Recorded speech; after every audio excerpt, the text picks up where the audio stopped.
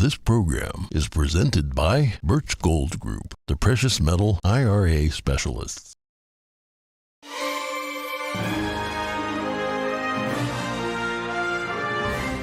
Good morning. In today's headlines, COVID cases on the rise in China. We have the latest on the lockdowns, which include some areas in the capital, Beijing. Police in Ireland arrest 6 people in connection with a global online scam. We have the details on the scam that defrauded millions of victims. The whack-a-mole saga of judges swinging gavels at a New York gun regulations continues. This time, a federal judge in Buffalo struck down part of a law enacted in September. Arizona gubernatorial candidate Kari Lake files her first lawsuit against Maricopa County. Find out more on the election day troubles. And sometimes the best treatment for what ails you is an act of kindness. We have the story of an organization providing free flights to patients needing medical attention.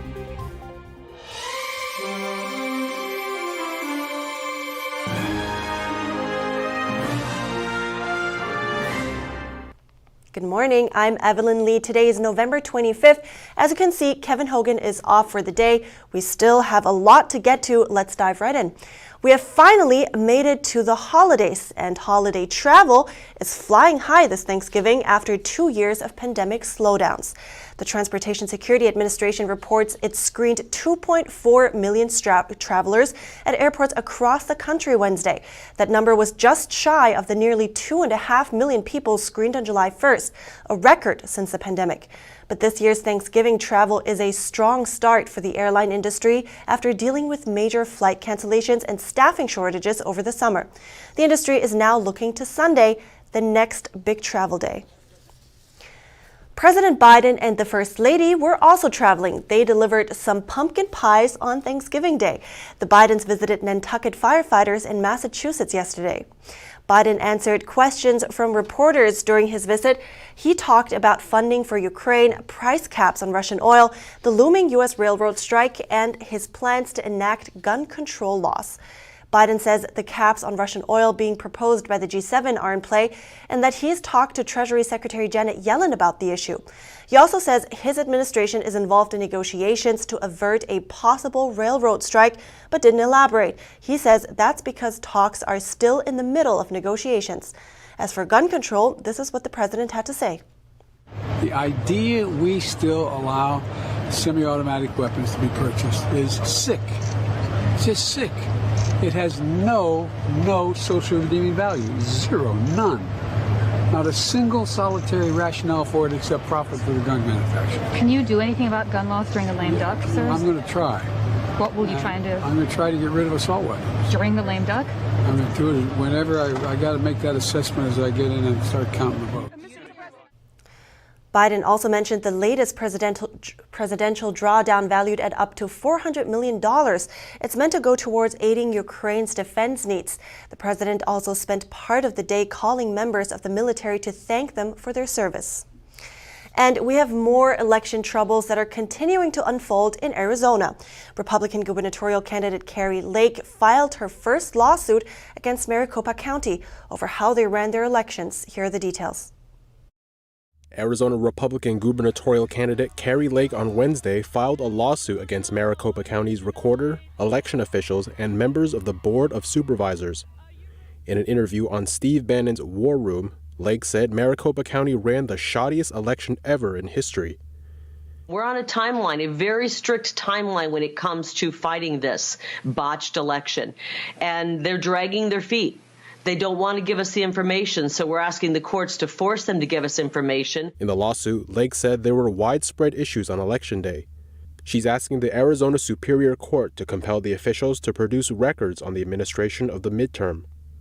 Lake said, quote, "Given instances of misprinted ballots, the commingling of counted and uncounted ballots, and long lines discouraging people from voting, as demonstrated in the attached declarations, these records are necessary for plaintiff to determine the full extent of the problems identified and their impacts on electors."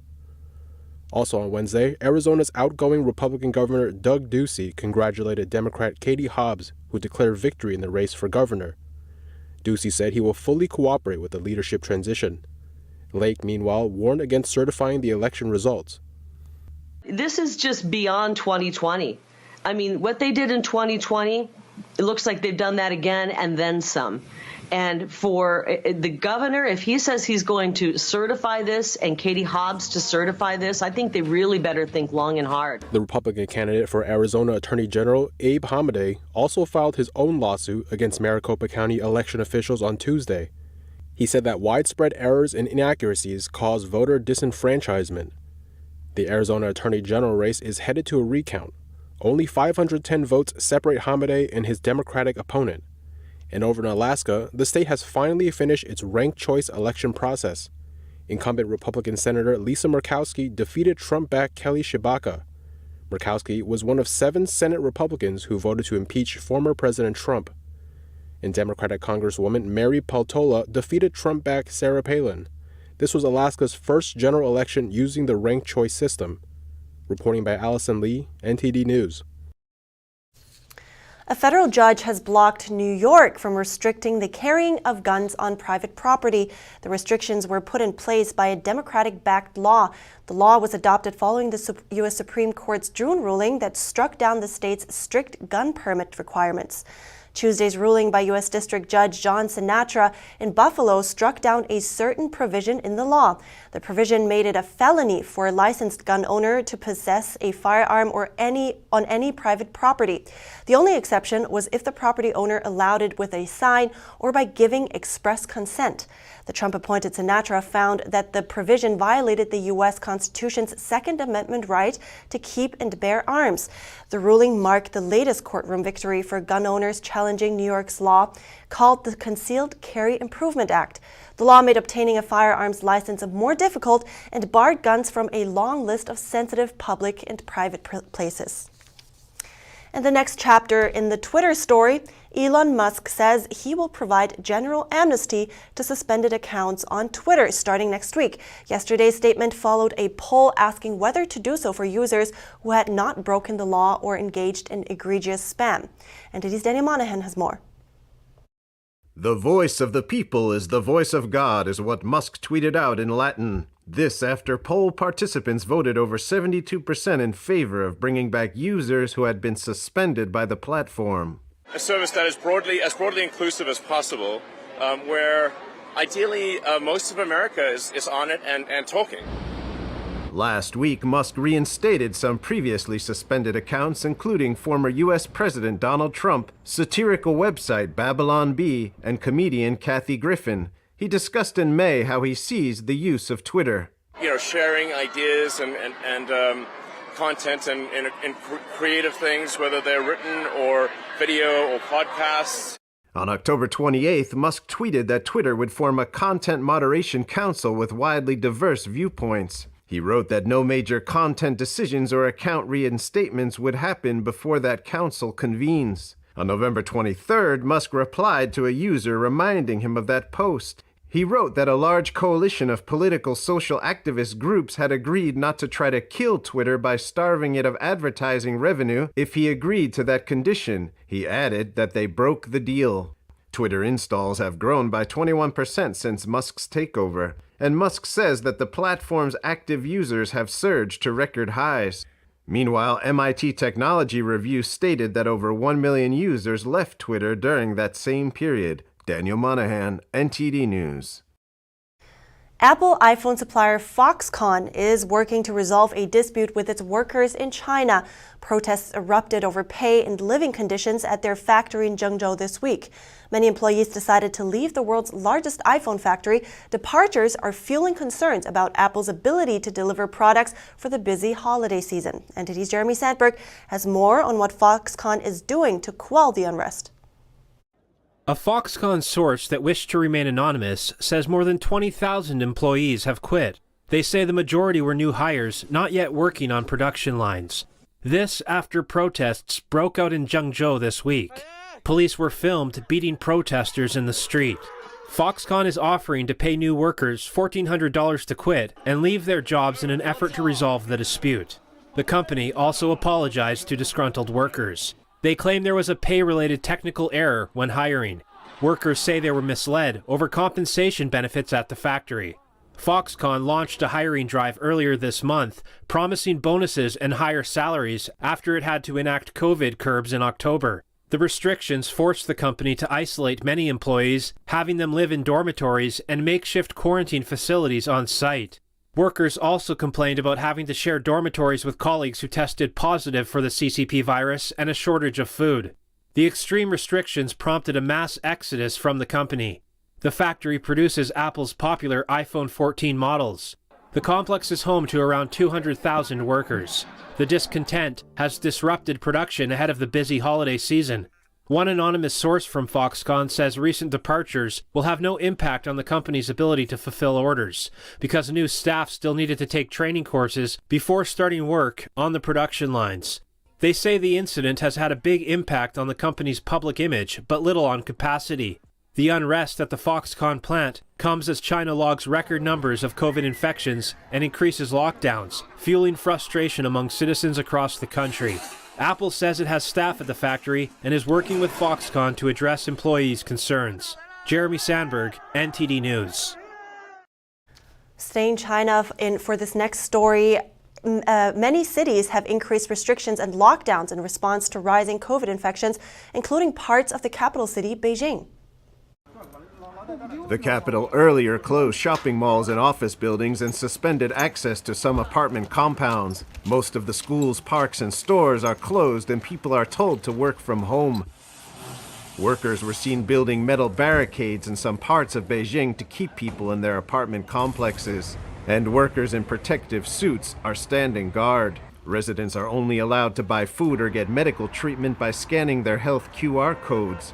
A BBC journalist in China said Wednesday that a district with a population of around 3 million has begun a 3-day-long closure of nearly 300 neighborhoods.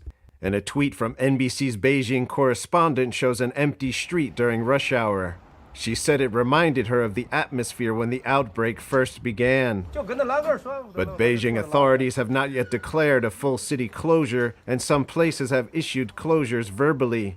The city this week opened a hospital and an exhibition center and suspended access to Beijing International Studies University after COVID cases were found. The Chinese Communist Party says more than 30,000 cases were found on Thursday, but the true number is likely much higher as many cases have gone unreported since the beginning of the pandemic. Coming up, police in Ireland arrest 6 people in connection with a global online scam. We have details on the scam that defrauded millions of victims. And if any city should know how to do a Thanksgiving parade, it's Philadelphia. They've been doing them for over 100 years, and they didn't disappoint this year. We have that and more in just a minute on NTD News.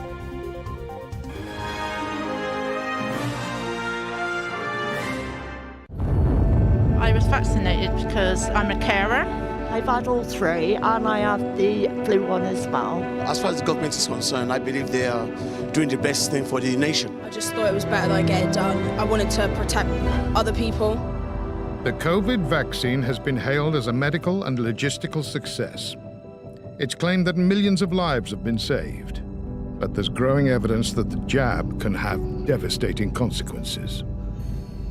They actually told my wife and 2 children they had no hope, and if I did survive, it would be from the waist up.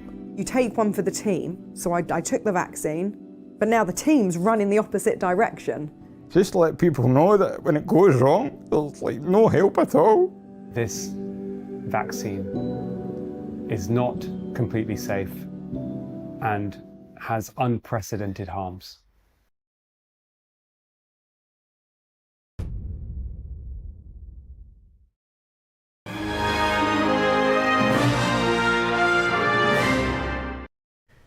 Welcome back. 6 people in Ireland have been arrested in connection with a global financial scam. It followed an investigation into a cybercrime involving millions of victims worldwide. Users of a fraudulent website would impersonate reputable corporations and obtain personal information to defraud their victims. NTD's Cost Jimenez has this report. 17 locations in the counties of Louth, Meath and Dublin were searched by Irish police earlier this month. The investigation involved a cybercrime known as spoofing. Users of the website ispoof.cc would fraudulently extract information from their victims in order to defraud them. Fraudsters would use Bitcoin to operate this service, which at times would contact 20 people across the world, mainly in the US, Australia, UK, and several European countries. The domain was seized by the FBI and the website shut down on November 9th. It is estimated that the global financial loss is over $100 million. Nearly half of this amount is said to be in the UK, where police are to contact tens of thousands of people to inform them they have fallen victim to the scam. 6 people have been arrested.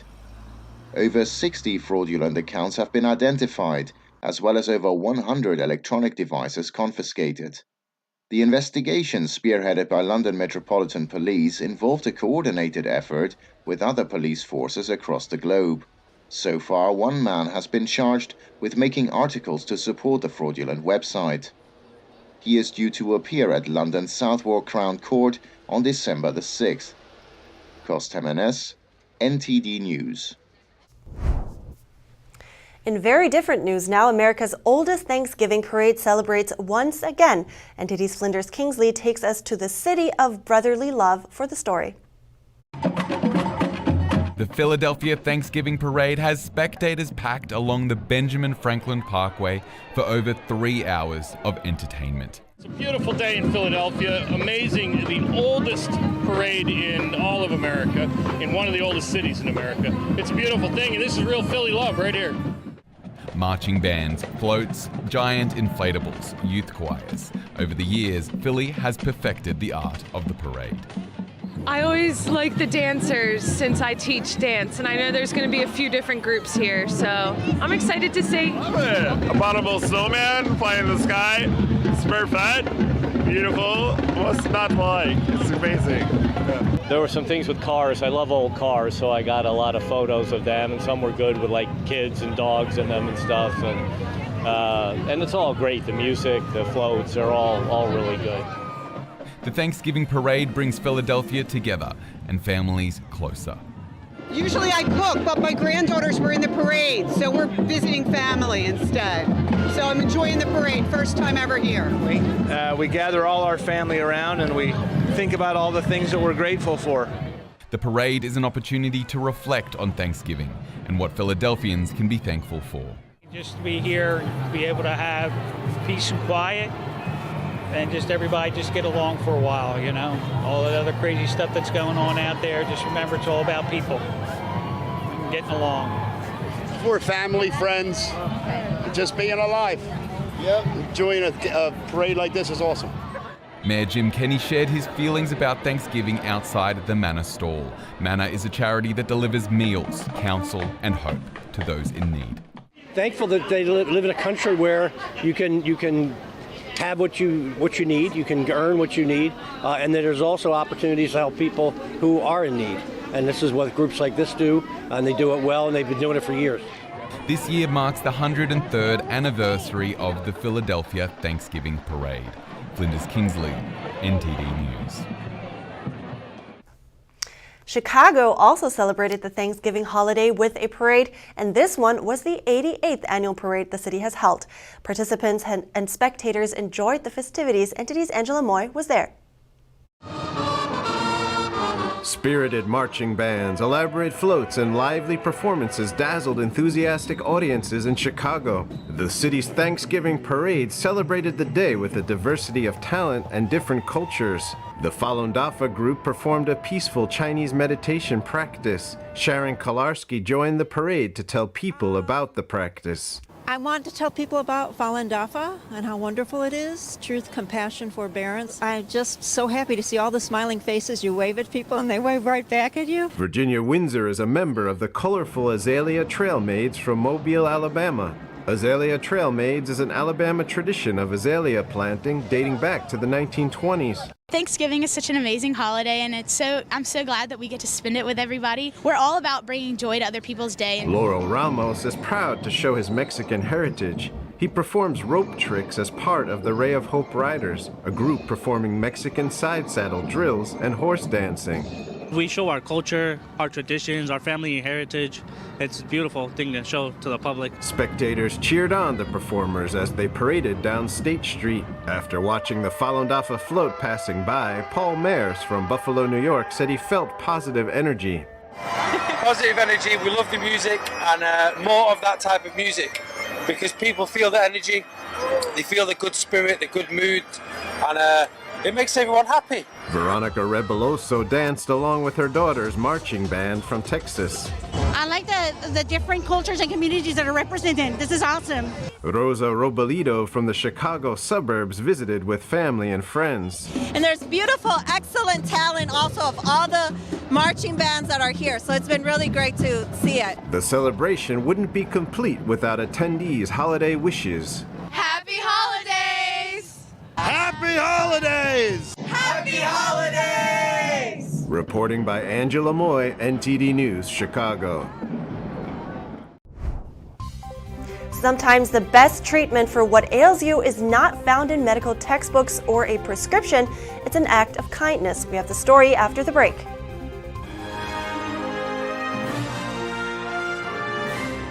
This is Stephen K. Bannon. I urge you to protect your savings from inflation by diversifying into a physical gold IRA from Birch Gold Group.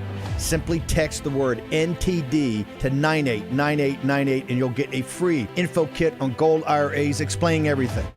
Hi, I'm Smokey Bear, and I made an assistant to help you out, because only you can prevent wildfires. Hey, Assistant Smokey Bear, call me Papa Bear, because I'm grilling up dinner. Do you get it? Yes, good job. So, what should I do with all these coals? Don't just toss them out. Put them in a metal container because those embers can start a wildfire. I understand. The stakes are high. Ha ha ha ha. See, Smokey thinks I'm funny. Right here, baby. The sooner you recognize the signs of autism, the sooner you can make a lifetime of difference for your child. Start by answering a few simple questions at screenforautism.org.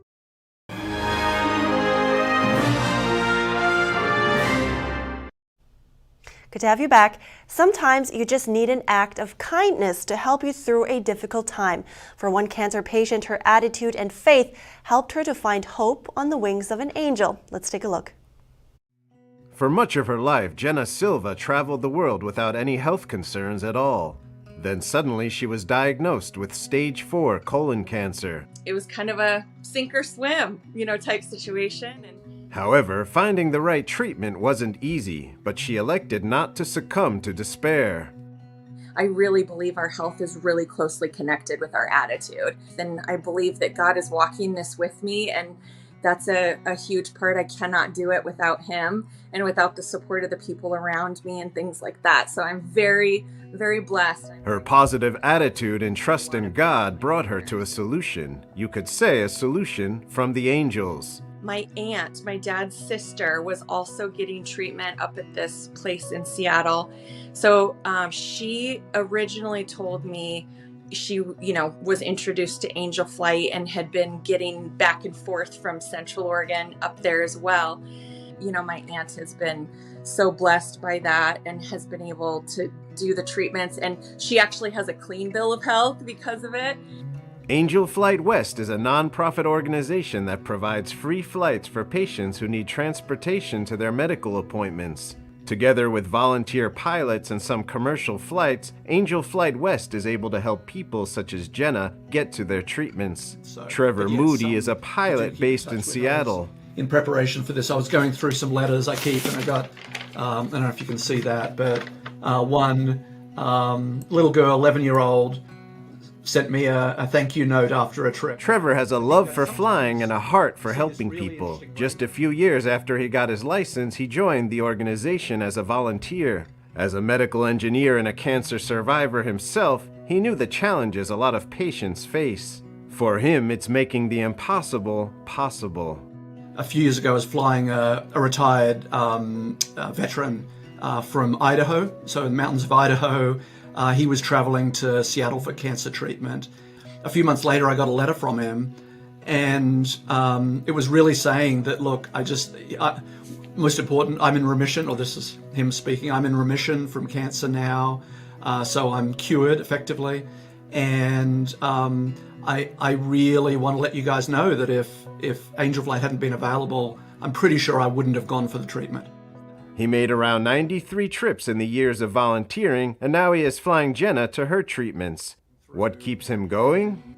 The fact I can give back and help with that is immensely satisfying. And that's the kindness these patients need. And my experiences with them is that I'm coming in contact with so many people that are just like so compassionate, and they just want to help people. And when you come in contact with people like that, it just lifts and encourages us so much.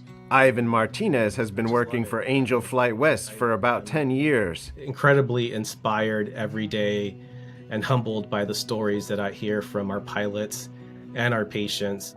His goal is to let people who struggle know this service exists and that it's free. Our hope is to remove that barrier that many Americans face. Transportation is the biggest barrier to healthcare, next to cost. All of the flights are all provided by volunteers who just give up their hearts and their resources, and I'm just incredibly thankful for our volunteers. And for Jenna, she felt the compassion from these volunteers.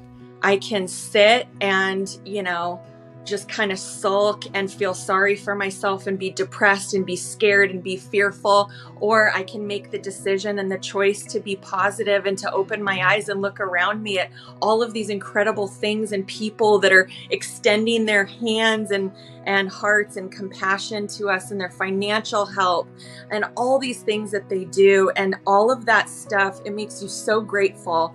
And you just, the attitude part is a huge, huge part of our journey, our health journey as well.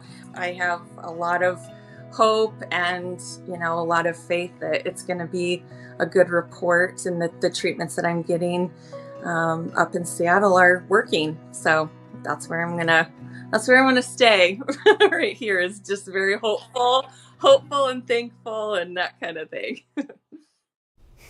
Beautiful. That's all for today's program. We'd love to hear from you. You can share your thoughts and your story at goodmorning@ntd.com. So shoot us an email if you'd like. Thanks for watching. Have a great weekend. I'm Evelyn Lee.